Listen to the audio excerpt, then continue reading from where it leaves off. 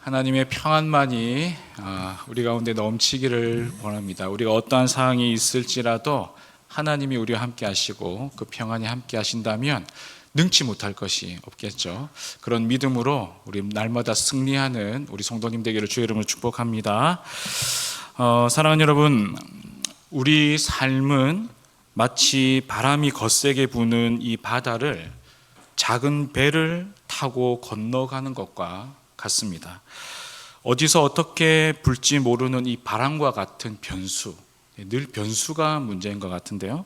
이 변수 때문에 마음이 흔들리고 또 관계가 힘들고 또 내가 세운 계획이 흔들릴 때가 참 많은 것, 그것이 인생이지 않은가 싶습니다. 그래서 어떤 날은 이 한 걸음도 앞으로 나아가지 못하는 그런 막막한 순간, 아니 하고 싶은데 그렇게 할 힘이 없는 그런 때도 있지 않을까 이렇게 생각합니다. 오늘 본문에도 보니까요, 제자들이 바다 한가운데 있다 이렇게 말하고 있습니다. 그런데 어떤 상황입니까? 맞바람이 불고 있습니다. 그리고 밤은 캄캄하고 몸은 지쳤고 제일 중요한 것, 지금 주님이 보이지 않는 것이죠. 마치 총체적인 난국에 이렇게 휩싸여 있는 상황입니다. 그런데 여러분, 성경은요, 이 예수님은 이런 총체적인 난국 가운데 홀로 무태해 계셨다 이렇게 이야기를 하고 있죠.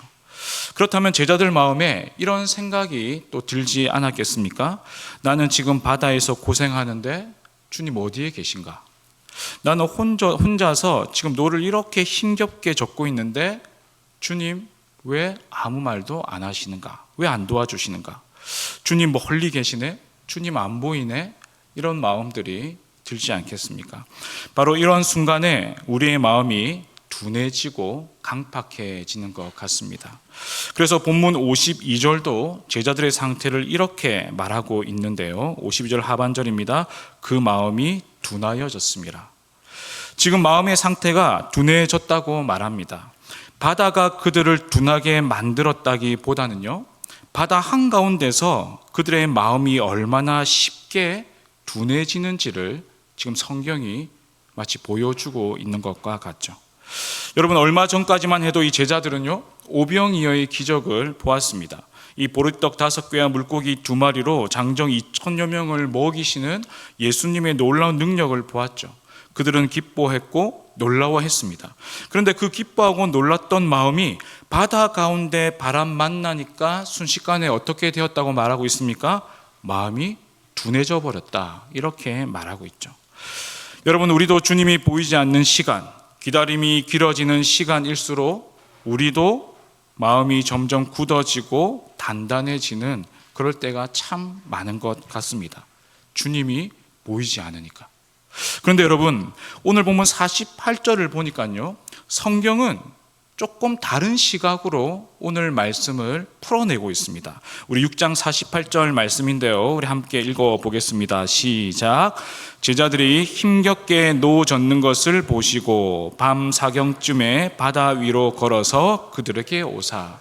여러분, 여기 보니까요, 노 젓는 것을 보시고, 지금 누가 보고 계시다는 거죠? 주님이 보고 계셨다라고 말하고 있습니다.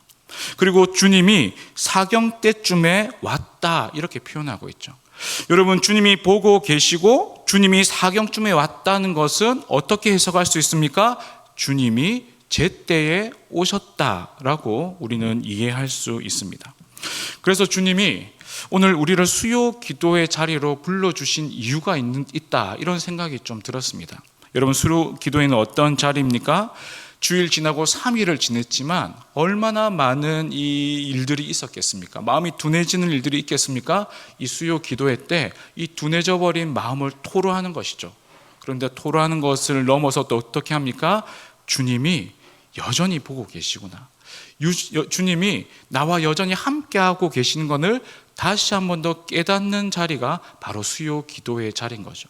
성도들에겐 굉장히 필요한 자리입니다. 그리고 이걸 깨닫고 3일을 또 우리는 살아가야 하는 것이죠. 여러분, 그렇다면 오늘 본문을 통해서 주님이 우리에게 주시고자 하는 믿음은 어떤 믿음일까? 한번 이것을 이야기해 보려고 하는데요. 두 가지로 한번 생각해 보았습니다. 첫 번째는요, 보이지 않아도 주님이 보고 계신다는 것을 믿는 믿음입니다. 오늘 이것을 통해서 우리에게 이것을 알려주길 원하시는 것이죠. 여러분 48절을 다시 보면 이렇게 말하고 있습니다. 제자들이 힘겹게 노 젓는 것을 보시고. 여러분 사실 제자들은 순종했습니다. 자기들이 고집 부리다가 배 탄 것이 아니죠. 자기 뜻대로 지금 배 타고 나온 것이 아닙니다. 예수님이 말씀대로 순종함으로 배에 올랐던 것이죠. 그런데 풍랑을 만나버리게 된 것입니다. 여러분 이처럼 순종해도 바람을 맞을 수 있습니다. 여러분 순종해도 힘겹게 노 젓는 시간을 맞이할 수 있다는 것을 보여주고 있는 것이죠. 여러분 우리의 신앙은 바람 없는 삶을 보장하는 것이 아닙니다. 예수 믿는다는 것이 바람 없는 삶을 결코 보장하지 않는다는 것이죠. 대신에 어떤 풍파 속에서도 혼자가 아니라는 것을 깨닫는 것, 이것이 신앙이라고 가르쳐 줍니다. 어떤 상황 속에서도 혼자가 아니라는 것을 내가 확신하는 것이 믿음이고 신앙이라고 성경은 말하고 있는 것이죠. 여러분 제자들은 예수님을 보지 못했습니다. 어둠 때문이고요, 거리 때문이고 풍랑 때문입니다. 그러나 주님은 계속해서 그들을 보고 계셨다. 이렇게 오늘 성경이 우리에게 말하고 있습니다. 여러분 우리도 그렇죠. 어떤 분은 가정의 문제 때문에 주님이 보이지 않을 때가 있을 겁니다. 또 어떤 분은 건강의 문제 때문에 주님이 보이지 않을 때가 있을 거죠. 또 어떤 분은 경제적인 어려움 때문에 주님이 보이지 않을 때도 있을 거예요. 그리고 어떤 분들은요, 자녀 문제 때문에 주님이 잘 안 보일 때가 있을 것입니다. 그러나 어떻게 말하고 있습니까? 내가 보지 못할 뿐 주님은 여전히 우리를 보고 계신다. 이렇게 성경이 말하고 있는 것이죠. 여러분 시편 120편 4절이 이렇게 말합니다. 이스라엘을 지키시는 이는 졸지도 아니하시고 주무시지도 아니하시리로다. 여러분 우리가 잠들어 있을 때도, 우리가 낙심하고 있을 때도, 우리가 눈물을 흘릴 때도 하나님은 어떻다고요? 우리를 여전히 지켜보고 계신다. 이렇게 성경이 말하고 있죠. 그러므로 여러분 보는 믿음은요 오래 가지 못합니다. 내가 보고 믿으려는 이 믿음은 바람이 불면 금방 둔한 마음으로 바꿔질 수밖에 없는 그런 믿음인 것이죠. 눈에 보이는 것으로 믿는다는 것은 기적을 보고 믿겠다, 되어지는 것을 믿겠다, 응답되어지는 것만 믿겠다, 이런 의미를 가지는 것이죠. 근데 여러분 눈에 보이는 것으로만 믿으면 상황이 흔들리면 눈에 보이는 상황이 흔들리기에 나도 같이 흔들리게 됩니다. 여러분 조금 전에 말했던 것처럼 제자들은요 오병이어의 기적을 보았습니다. 눈으로 확인했죠. 그런데 풍랑을 만나자 예수를 뭐라고 얘기했습니까? 유령이다, 이렇게 얘기해요.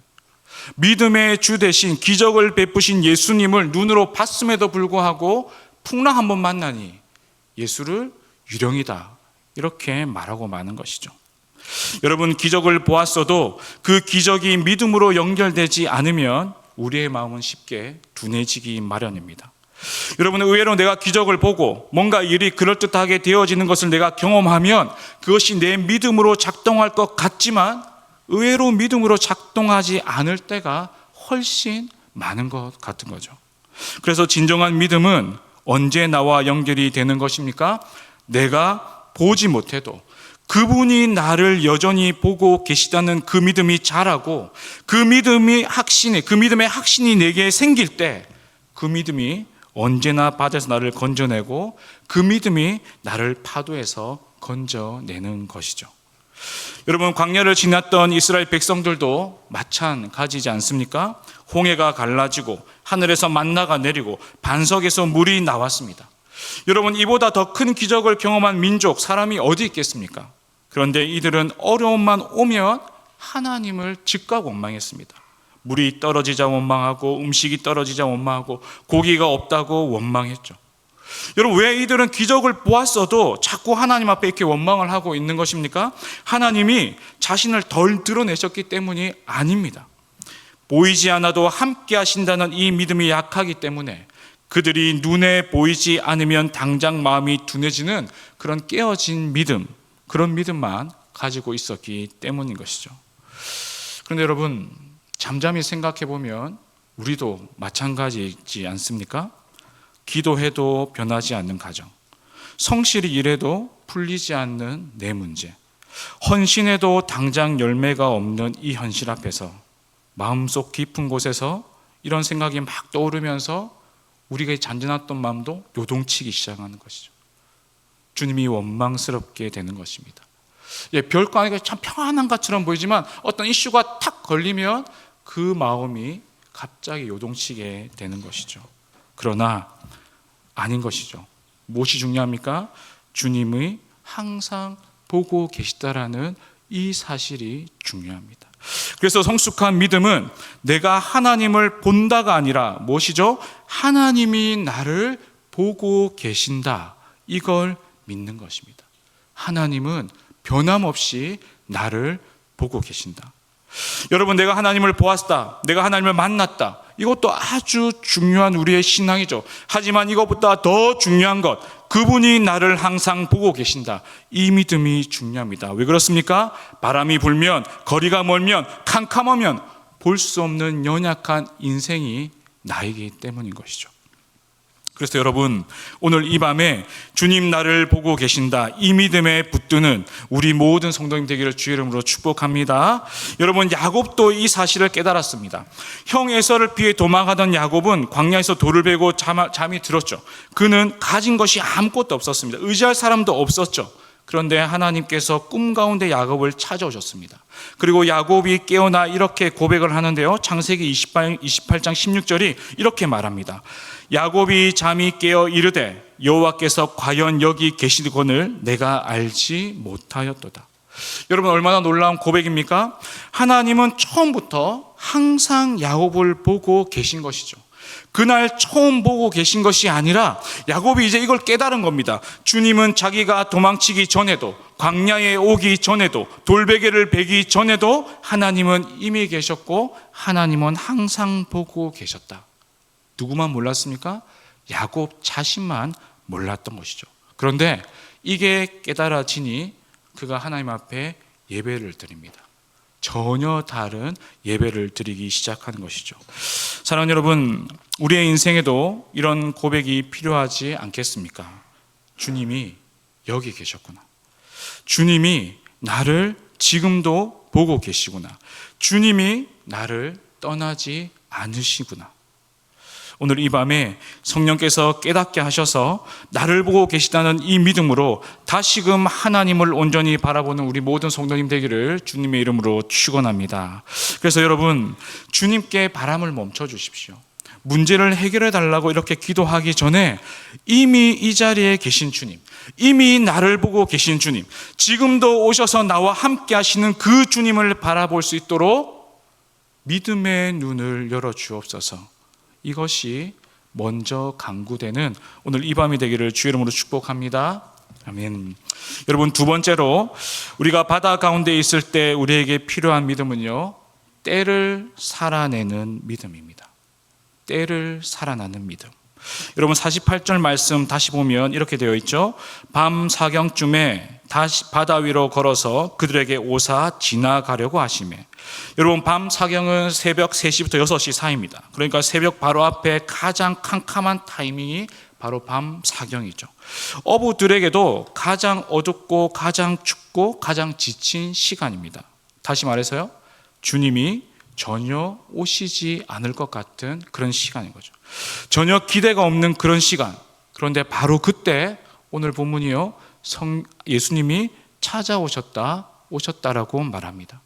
그런데 여러분, 예수님 조금 더 일찍 오시면 안 됩니까?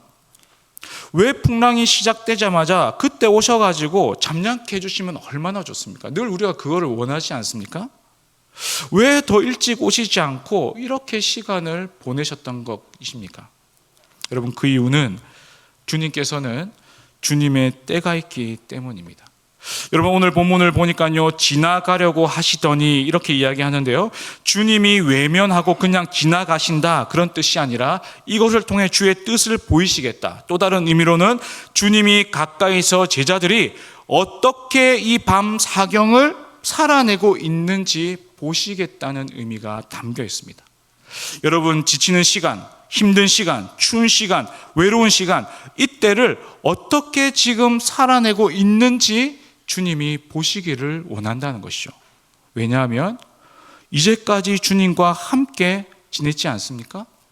오병이어의 기적을 보았을 뿐 아니라 예수님께 귀신 쫓아내는 능력도 받고 전도하러 마을에 가서 병자도 고치고 귀신도 쫓아내는 이런 역사를 제자들이 이미 경험하지 않습니까? 많은 은혜를 이미 받았지 않습니까? 그런데 이들이 바다 한가운데 있을 때, 그것도 밤 사경 가운데 있을 때 어떻게 살아내고 있는지, 그들이 이제까지 삶 속에서 가르치고 훈련했던 그 믿음이 그 바다 한가운데서 지금 작동하고 있는지, 그 믿음이 자신의 삶과 연결되어서 그 믿음이 빛을 발하고 있는지 주님이 보고자 했던 것이죠.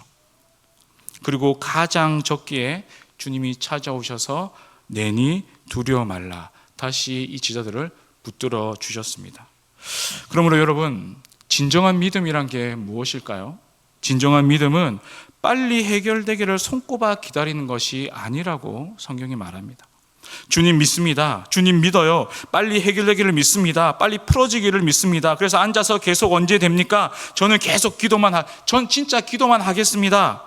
근데 이 말이 다 맞는 것 같지만 반은 맞고 반은 틀린 말이죠.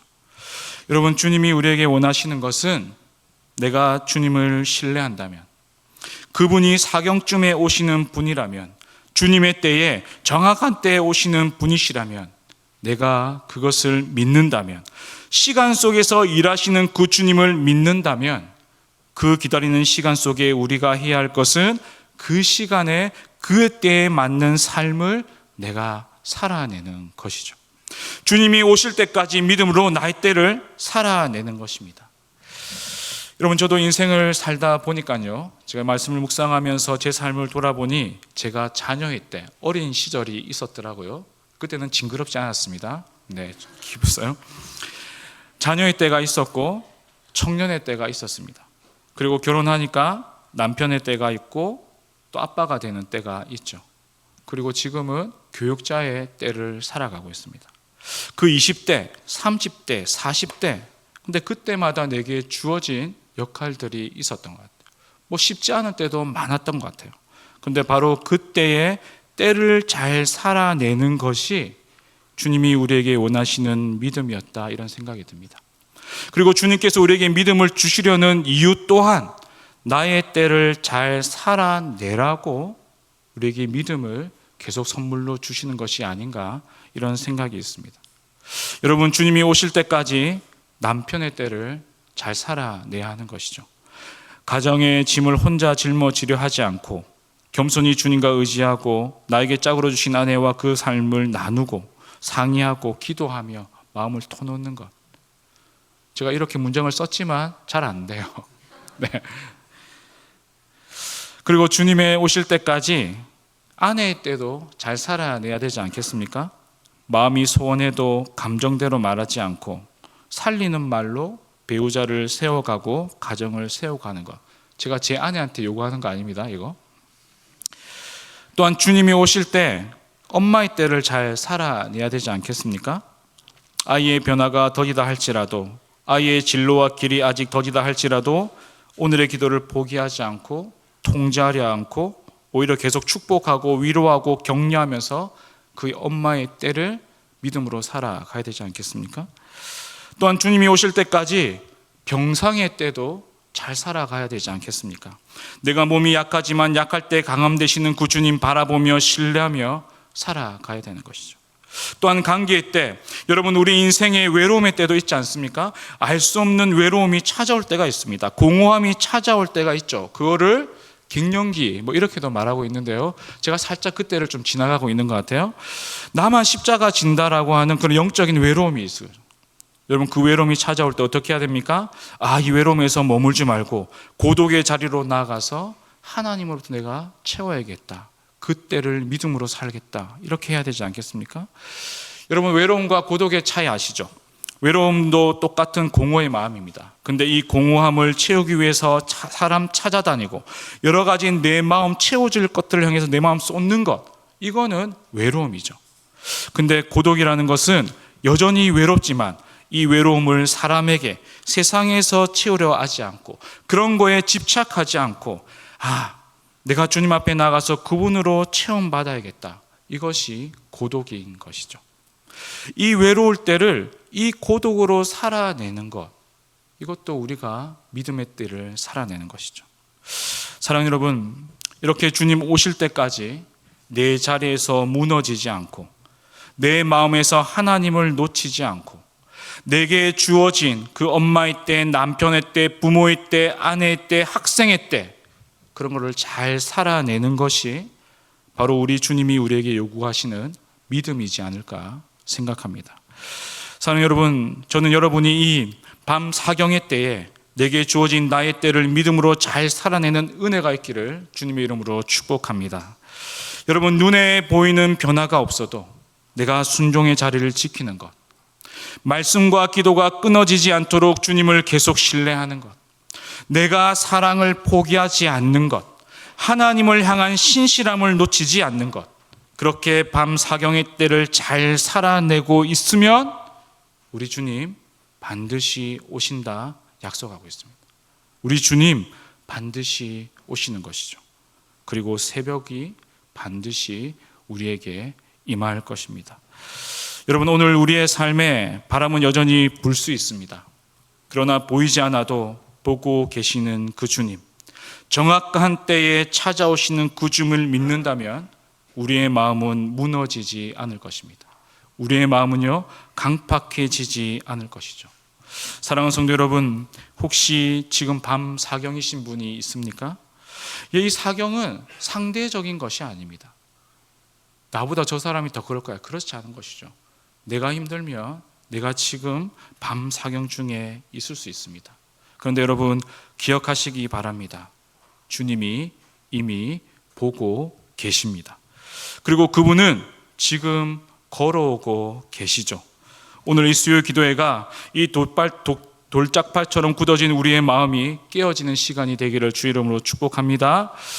바람으로 또한 인생의 힘듦으로 둔해진 우리의 심령이 다시 회복되어서 오늘도 주님이 우리에게 말씀하실 때 민감하게 그 말씀을 받고 그 말씀으로 위로받고 그 말씀 속에서 지혜를 얻고 그 말씀 속에서 힘을 얻고 돌아가는 우리 모든 사랑하는 성도님 되기를 이 시간 주님의 이름으로 축원합니다. 아멘. 기도하겠습니다.